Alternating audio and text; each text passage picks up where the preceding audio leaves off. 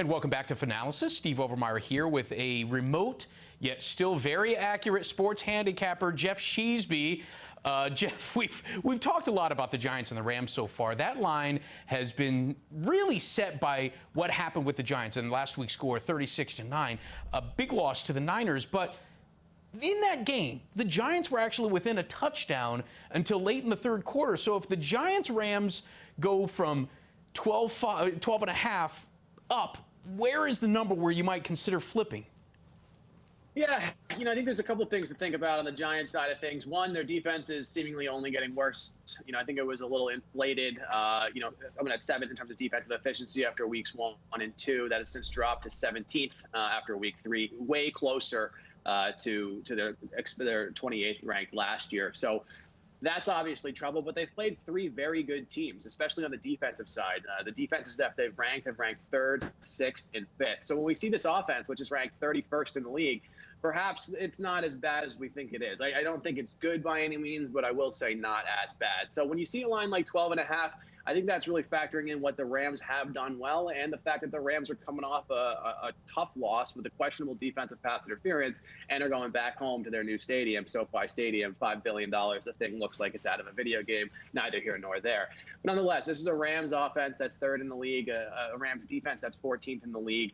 12 and a half, I think, is a relatively strong line. If it gets up to 2 touchdowns, 14 and a half, I think we could look for the Giants, ripe for a backdoor. The Rams take their foot off the gas, heading into the fourth quarter, and Danny Dimes finally puts a drive together. It could happen, with Slayton, with Ingram, and Tate, on offense, some decent weapons, and we'll see, Devontae Freeman do a little bit more than he did last week, which was average 2 yards a carry. That's got to be the toughest thing, because you obviously have to incorporate all of the analytics as you're trying to balance out the worth of what all of these numbers look like, but then there's that human element to it as well. Last week when the Giants were trailing, they completely fell apart, the wheels came off, and you saw a lack of effort. You've seen that from a couple of teams this year. Is there a way for you to find a way to measure effort, or is that something that you can predict on a week-in, week-out basis?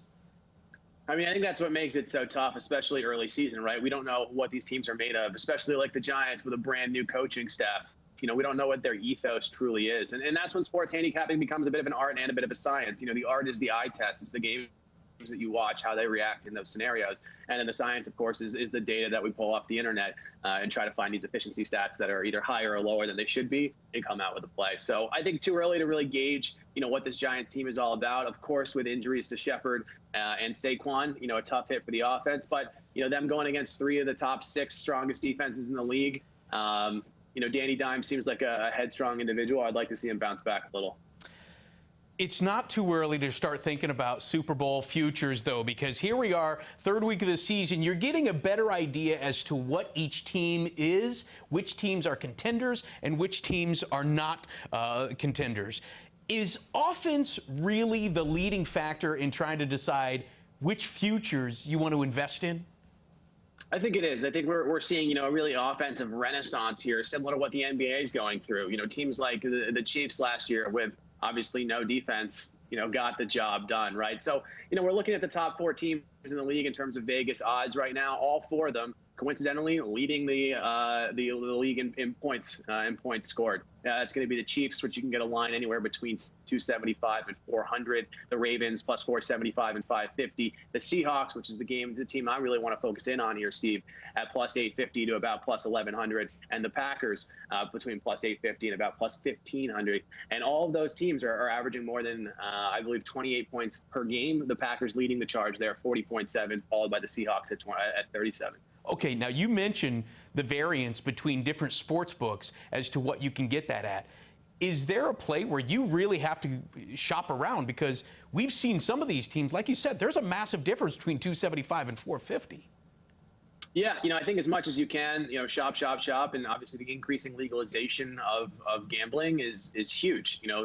All of the books offer similar lines, but to get new customers, they're offering more favorable ones and price increases and things along those lines. So the more books, the better, and assuming that you continue to, bet responsibly and bet within your means, but always try to shop for the most favorable line for you. Otherwise, you're literally just paying more. All right, so is there a play where maybe the future lines haven't caught up to what we're actually seeing out there on the field just yet? There certainly could be. And I think the Seahawks is an interesting spot to look at here. Of those offenses, again, second in the league in terms of 37 points per game. The Packers at 40.7. That just seems a little inflated to me. Not that I don't love Aaron Rodgers. I don't love, obviously, his receivers look great. His tight ends look great. I just don't think 40.7 out of that offense is sustainable. And when we watch the Chiefs and the Ravens game there, it seems like if you get ahead on Lamar Jackson and sell out to stop the run, the Chiefs were 23rd in the league in terms of defensive efficiency against the run, and they pretty much shut him down. That makes me hard for them to back at such a low price on the Ravens. And then the Chiefs, I think, are interesting as well. But when we look at, of course, the Seahawks here, their defense is without a doubt the biggest liability, 23rd in terms of defensive efficiency. But that's 4th against the run and 29th against the pass. So what that says to me is that they're going to force you to pass. If you're passing against them, it's in a shootout, and this is a team that seemingly can score whenever they want. They already had a great win over the Patriots. I'm very interested to see how the Chiefs do against the Patriots this week. But I think the Seahawks are a little underrated. I think Russell Wilson is continuously underrated. He throws some of the best long balls in the game. He's just as mobile as these other quarterbacks, and they've got a good running back in Chris Carson and a great backup in Carlos Hyde. I think this is a team that at plus, between 850 and 1100 is decent value right now, and should make a play for, at a minimum, the NFC title game. Are there any teams maybe even further down the line that you could take an even bigger risk and get a bigger reward for? Yeah, if we're looking at the high-powered offenses, the Bills are interesting at plus 1,800, I believe it is. But I do think that's probably a little overrated. Josh Allen throwing for more than 300 yards in 3 straight games. I need more of a sample size to say that this offense is here to stay. And I think in terms of those long shots, I'd actually look for teams that have, those staunch defenses. A team like the Pittsburgh Steelers, they've obviously haven't really played anybody yet. Combined record of their opponents is 0-9. But that defense has been smothering teams. It held Saquon Barkley for 15 carries to 7 yards, one of the best running backs in the league. And of course, they do have a high-powered offense that's really starting to click.